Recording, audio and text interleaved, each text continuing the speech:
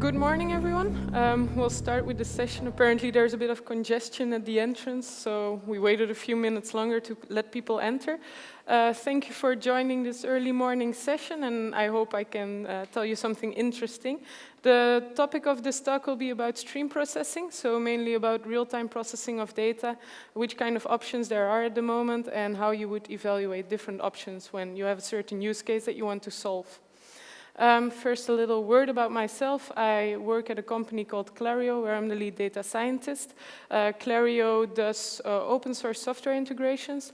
So it basically builds IoT platforms using open source components like, for example, Apache Kafka, DCOS, Spark, and other tools that are out there. And we then provide the glue in between those components and make sure they're all configured right and working optimally. Besides that, I'm doing a PhD at the University of Ghent in Belgium, and the topic of my PhD is about stream processing frameworks and analyzing their performance in different scenarios. And finally, I also teach a course about Apache Spark at the university, but that's basically focused on the batch API. So a bit of the context of what I'll be talking about today is that there are many stream processing frameworks that have been developed over the last decade, more or less. Some names that probably ring a bell to you are Apache Flink, Storm. The newer ones are Beam and structured streaming, which is a newer API of Apache Spark. And there's no clear guidelines anymore about when you use which kind of tool for what kind of use case and what you should really be looking at when you try to find a tool that fits best. Today I chose 3 of them to include in my talk and to include in the thought process that I'll be going through, which are Spark Streaming, so the older Spark API for stream processing, structured streaming, which is the newer API, and then Kafka Streams. Kafka Streams is a library from Apache Kafka to wrangle data that is on your Kafka brokers, so it gives you an easy connection to Kafka, and then you can do descriptors or some ETL on the data and put it back on your Kafka brokers. And then finally, Apache Flink, which has been gaining a lot of popularity, but isn't that old yet. But in the stream processing world, many big companies are adopting it and are using it for quite critical systems in their businesses. So first, a small disclaimer before I start comparing these tools is that there is no all-round winner, and that's also not the point of this talk or of any benchmark that you would read. The point is that you try to find out which frameworks work best under which scenarios or are best at handling what kind of different processing loads. So the point is not choosing one fits-all solution, but more trying to give guidelines about which tools offer which kind of capabilities. So what then is a commonality between all these tools, or what do they all have in common? Is that they are used for distributed computing, so they can process massive amounts of data. They're used for big data processing loads, and they can do that by processing on several machines at the same time. They are all used for near real-time or real-time processing, and they can handle ETL loads and analytics loads. So it's quite difficult to structure a presentation like this and not let it get too boring with endless lists of things that you want to remember or that you need to go through. So the way I'll structure it today is that I chose 2 scenarios which I'll be comparing and for which I'll be going through some kind of thought process about how you would choose a framework for these kind of scenarios. And we'll be going through some questions that you can ask yourself in this process. So the first one is a fraud detector. It's kind of like you're a bank, you have a stream of transactions coming in, and one part in the processing of those transactions is deciding whether or not it might be fraudulent. To do this, you need to compute some features because you want to use it to score it with a machine learning model.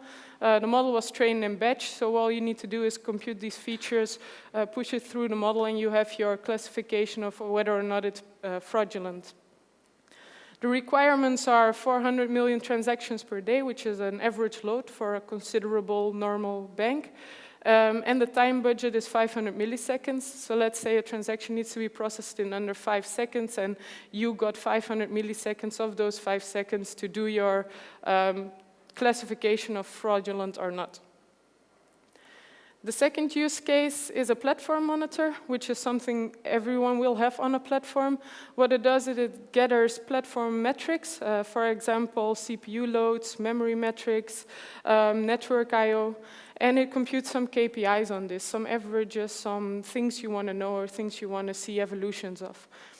The requirements there is that it needs to be able to sustain 50 million metrics per day, and the time budget is that we have a few seconds to process this. There are no hard SLAs, no one's telling you to process it in under 500 milliseconds, for example. This can be a bit longer or shorter. You just need to make sure that those alarms are triggered in time for people to act on it. So first question that we will ask ourselves when we see these kind of issues are, do we need stream processing, or is this something we can solve in another way, which is sparing us a lot of overhead and a lot of maintenance work of having extra components running? So if we look at these two use cases that we have for the fraud detector, what we're doing is we're computing KPIs, which requires custom logic because we have custom features that we want to implement and that we need for the model scoring. So an important thing is there, the custom logic. For the platform monitor, it kind of depends. It depends on what we exactly want to compute, what those things are that we're computing of these metrics. Because in many cases, just using a database with a dashboard on it, which does SQL queries and visualizes that in some visualization tools, is often also enough. You don't need a separate component computing those averages. But for the sake of this talk, let's suppose we decide we need a stream processing framework for both of them. And what do we then look at to decide which tools would work? So I made 3 broad categories. Each category contains some questions. It's not an exhaustive list. Every use case probably requires different questions and different things to be kept in mind. But I think most of these will come back for almost any use case you will solve in your companies. So the first one is performance, and there are actually two most important things there are how much data are we processing and does it need to be fast. So how much data is, everyone thinks about throughput then, which is like the concept that you use to describe how much data a system is processing. The question there is, do we need a distributed system? Is there enough load to really require multiple machines to work together? Or can we just do this with a simple Scala application that just runs on one machine? We always need to keep in mind there that what will the future look like, because right now we may have moderate load, but it may increase a lot. So keeping in mind what you have as your future goals for the application are an important thing there. So if we look at our 2 use cases, for the fraud detector, we have 400 million transactions per day. That boils down to 5,000 per second, which is okay, but it's not an endless amount. To compute everything and to score the event takes about 200 milliseconds of computing time. And then there's a very important thing there. There are peaks during the day, like in the morning and somewhere during the day, where it needs to be able to sustain 30,000 events per second. To be able to sustain peaks, it's often a big requirement to start looking at more distributed systems and things that would be running in one application. Then for the platform monitor, where we have 50 million metrics per day, which is around 600 per second, this is not that much. It's a constant rate. There's not much fluctuation in there because you don't suddenly have more metrics than 1 hour ago. This would probably also be able to be handled with something that is not distributed. So we'll slowly be building up a table which will kind of show us which frameworks might be more adept for the use cases than the other ones. For how much data, I think all frameworks that we talk about should be able to handle this kind of load if they're properly configured and efficiently implemented. So over to the second performance metric, which is latency. For the fraud detector, we said we had 500 milliseconds, P99, so that's 99th percentile.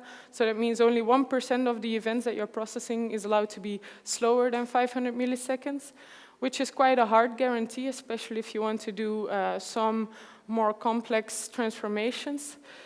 So this is fast one could say. For the platform monitor, we had a few seconds, and it didn't really matter if something was like 1 second or a bit later than that. We just need to make sure that the alarms are on time for people to act on it. So there, the latency is not of a very important factor. So like I said, the latency is basically the time that it requires for a framework to do all the computations that you want it to do on an observation. So it's the time between the event entering the processing framework and the event leaving it again. This latency actually depends on a few different things, but one of the most important ones is the type of transformations that you're doing. There are some types of joins, for example, that require you to do tumbling windows. A tumbling window, for those that are not acquainted with it, is that basically you bucket all the data of a certain time frame, let's say a second, and then you compute the average, or you join those events that are in that window, and you do that every time period again. So you can, for example, do that for a second, but also for 10 seconds. If you choose a tumbling window of 10 seconds, you already have a base latency of 5 seconds because those events are basically waiting to be processed. So this is an important thing to be kept in mind because it makes a big difference in latency, and it also makes a big difference like if you use different types of frameworks that may have low latency in some cases, they may have higher latency when they start doing these kind of complex transformations. The second important thing to look at is whether it's an event-driven or a micro-batching framework.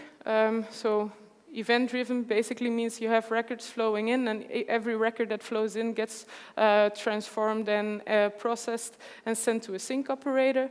While the micro-batch approach is the approach where you buffer observations at the receiver side. So you have observations coming in, and you put them in a buffer, and every now and then, or every micro-batch interval you specify, it gets processed. So as you can imagine, buffering always takes time, so it adds to the latency. So there's a lot of talk in the streaming world about how these event-driven frameworks are much faster. But as I said in the previous point, it's important to keep in mind that when you start doing tumbling windows, using a micro-batching framework or an event-driven framework will both have more or less the same latencies. And one of the advantages of using micro-batching is that it is said to have slightly higher throughput in some cases, although Flink is also very good on the throughput side.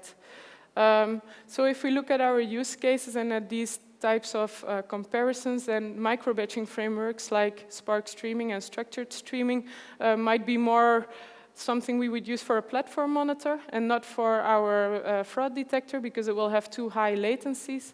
While for the fraud detector, we would use an event-driven system like, for example, Flink or Kafka Streams. Structured streaming is now also developing something called continuous processing, which is basically pushing Spark more towards the event-driven side because they kind of need to, because there's a lot of competitivity. So for the platform monitor, we can either use event-driven or micro-batching. For the fraud detector, Spark streaming with their only micro-batching way of working is probably not the best choice. So the second big category is advanced features, which contains, in this talk, 3 different questions, which is who will build the application, whether accurate ordering is important, and whether there's a batch component in the framework available or not. So for who will build it, that basically is about which languages do they offer and what kind of APIs do they offer. Are those APIs high level? Is it possible to use low level APIs? Can you get really to the state of the application? Or is that kind of covered away from you? For Spark streaming, Scala, Java, and Python are available, and the APIs are quite high level, but not too high level. They took it one step further with structured streaming, which is basically just writing SQL queries in very easy to understand language. It's also very closely integrated with their batch APIs, so if you are well acquainted with the batch API of Spark, it's easy to make the transfer to streaming. And they also offer Scala, Java, and Python, so not just Scala and Java, which makes it a bit easier for people like data scientists who often prefer Python to JVM-based languages. Then for Flink and Kafka Streams, they're only available in Java and Scala. However, Flink is now also slowly moving to Python and starting to work on their Python API. They offer lower level APIs than Spark does, and they also offer intermediate DSLs, which are comparable to Spark streaming, but slightly more low level. Both of them are also working on SQL APIs, KSQL and the Flink SQL API, to get a broader audience and to get closer to people that like to work with higher level languages and are better acquainted with SQL than with writing Scala code. So for our comparison, for a Fraud Detector, which would probably be developed by a data science team that prefers to work with Python, while the Platform Monitor is something that would be developed by a data engineering team and which prefers lower level APIs and like to implement it in Scala. So if we then compare that, which kind of languages would fit best, could say that for the Fraud Detector, something like structured streaming, which with very high level, easily understandable code is better equipped than using, for example, Kafka Streams. For the Platform Monitor, all these languages are available in Scala and Java, and I don't think you need to get really deep into state and into other things to do simple KPI monitoring of a platform. So there we still have all options open. Then the next topic is something that is only applicable in streaming and in batch a bit less, or it doesn't exist actually, is whether the accurate ordering of events is important. So if you're processing a stream, events come in at certain times, and then you process them when they come in. So let's imagine we have a stream of numbers coming in, and we want to put them in Windows and compute something like the average on these numbers. So if we would just wait till an event comes in, put it in a window, and then process it, we would get something like this. So 4 would end up in window 1, 7 and 8 in window 2, and number 10 would end up in window 3. So there's no issue here until something like this happens. And for example, number 8 has a certain delay. So in the case 8 is delayed, it will in this case end up in the 3rd window, giving us wrong results for our averages. So some frameworks offer you certain tools to deal with this and to handle this correctly. This is called event time and watermarking. So what that basically does is instead of looking at the time that an observation entered the framework, it looks at the timestamp that is in the observation. So what you do is you specify at the beginning where the timestamp is in the observation, and it will do its windowing based on that. So when observations then come in, you specify some kind of amount of time that they are allowed to be too late, which is called the watermark. So this slightly lighter blue zone is actually the zone where you wait for late observations to arrive. If they arrive in that time, they are still added to the 2nd window, and they will, the results will still be correct. There are often 2 possibilities. Either you output the observation one time at the end of the real window and one time at the end of the watermark if you receive updates, or you only send out the observations at the end of the watermark interval. If you only send it out at the end of the watermark interval, of course, you already have added latency there too, so it's always a bit of trade-off whether you want it to be correct or whether you want it to be fast, whether it's a problem if you have updates or not. All frameworks offer event time in the meantime, except for Spark Streaming. Spark Streaming still works with processing time. The reason for that is also it's a micro-batching way of working. It's kind of bounded to these buffers of data that it gathers at the receiver side, and it's harder to do the event time processing in there. But they're moving again to closer to event-driven systems with event time and watermarking with structured streaming.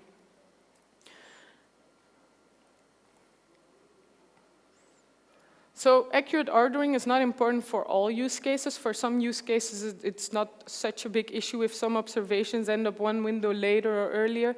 For the fraud detector, it would be important because you're trying to use these things as features for your model, and if your features are not computed correctly or observations are seen as later than they actually were, you might miss fraudulent transactions. So you would like to update older windows there. While for the platform monitor, one could also say it's important because if you want to correlate metrics and to see what was happening when the CPU went suddenly to 100%, what memory was doing, and those things are out of order, it can give you wrong analysis. So for most systems, you would use event time. Not for all of them, it's equally important. So since Spark Streaming was the only one that did not offer event time, the other three options are still open for for both use cases. The next question is there a batch component? This question can easily be traded by other questions, depending on your use case. Like, for example, is there a connector to the database that I want to write to? Is a connector already available? Do I need to implement it myself? There are different possibilities there. But for the use case we chose with the fraud detector, where we have batch retraining, I chose the question, is there a batch component? Also because it's a big difference in between those frameworks. Spark actually is more a batch API which offers streaming, while Flink is the other way around. It's a streaming API which offers batch capabilities, limited, but still. Kafka Streams does not offer any batch APIs at all because it's really built around Kafka, and Kafka is primarily used for streaming. It's not really used for batch analysis.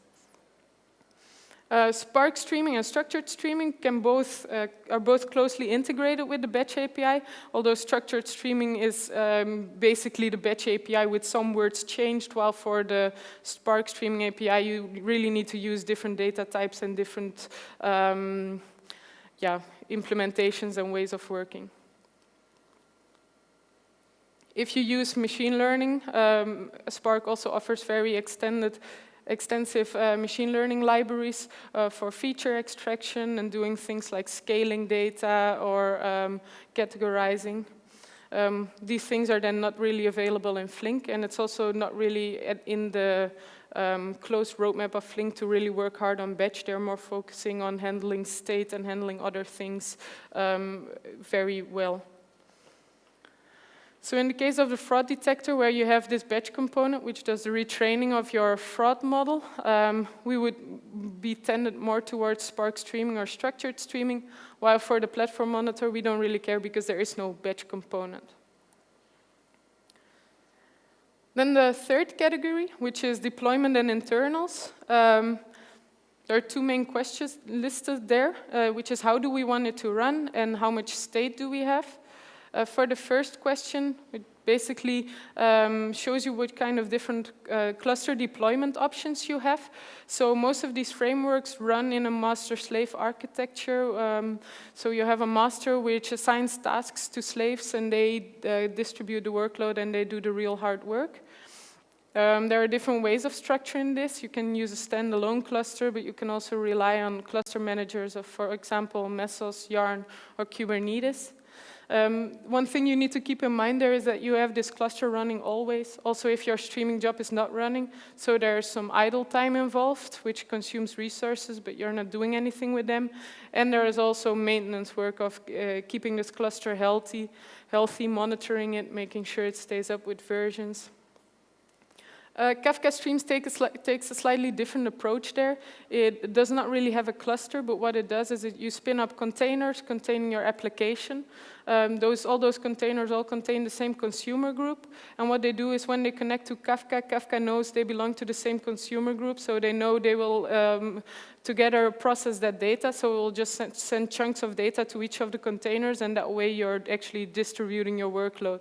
It's a cool way of working because basically if you want to scale up, you just start up some new containers. They also have their consumer group, so they start helping with processing the data.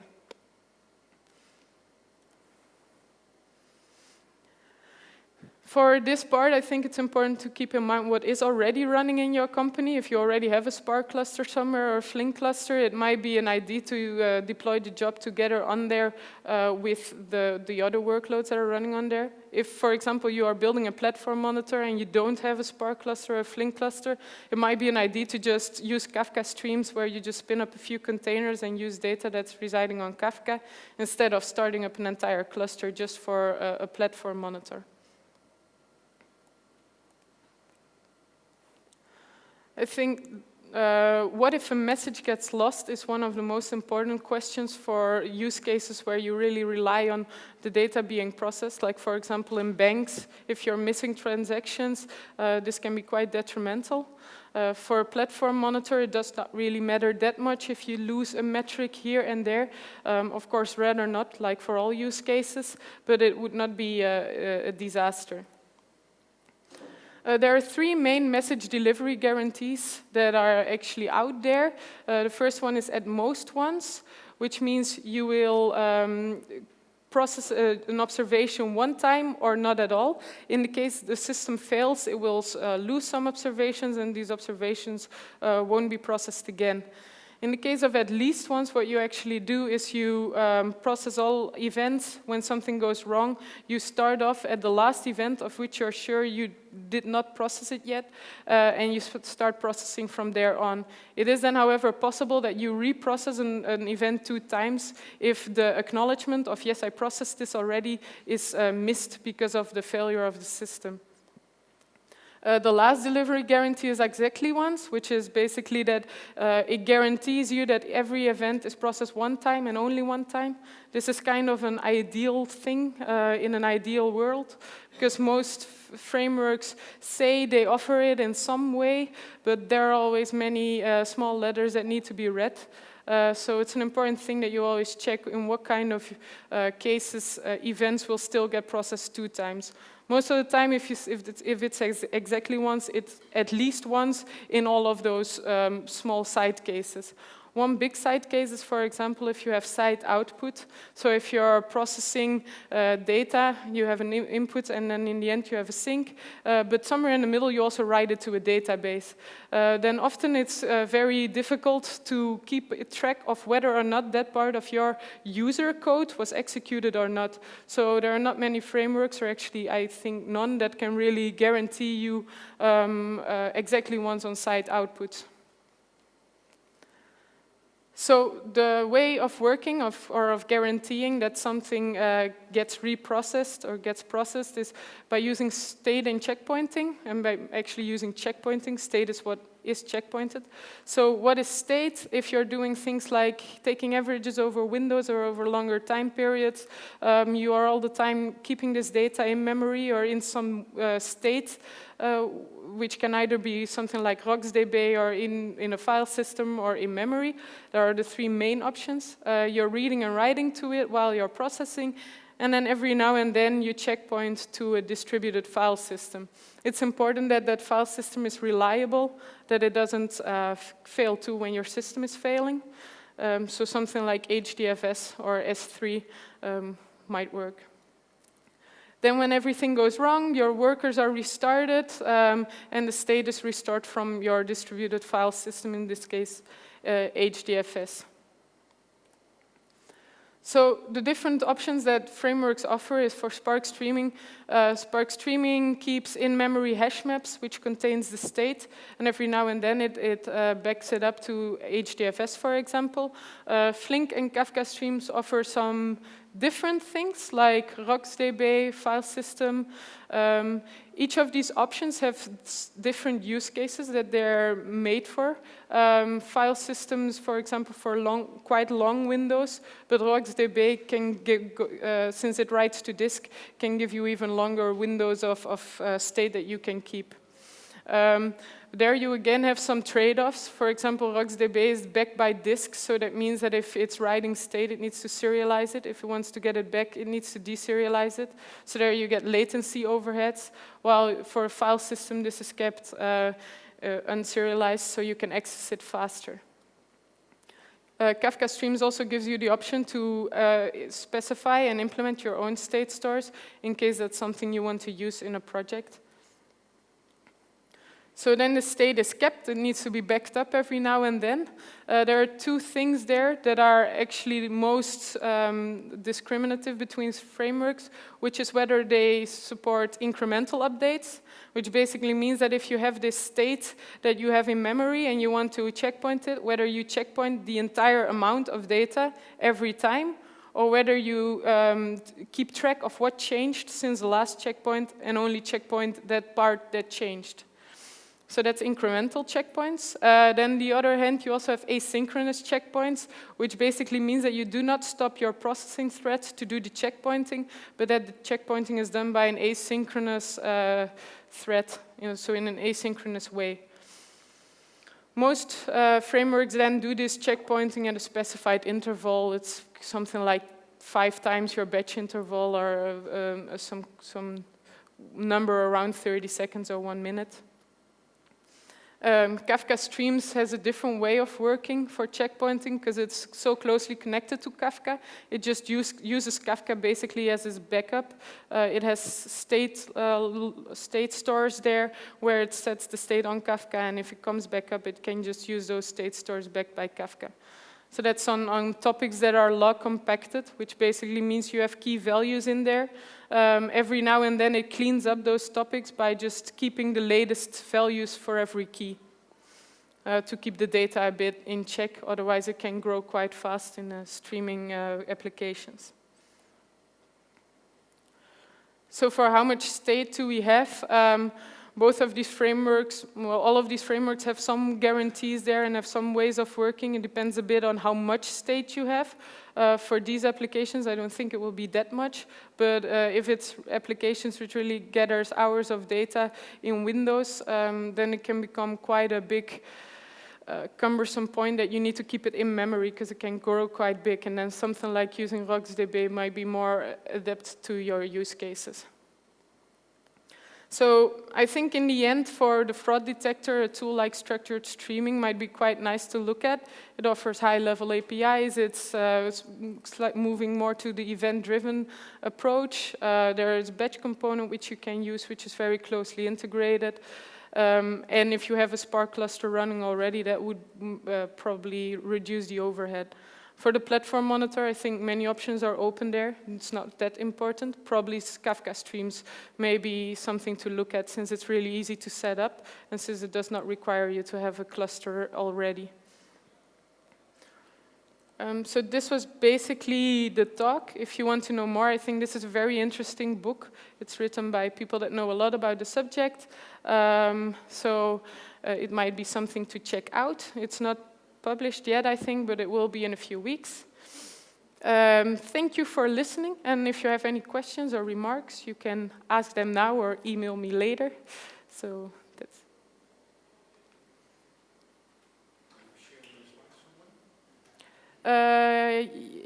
Yes, I will. Maybe you can give me your card if you want the slides, I can send them to you.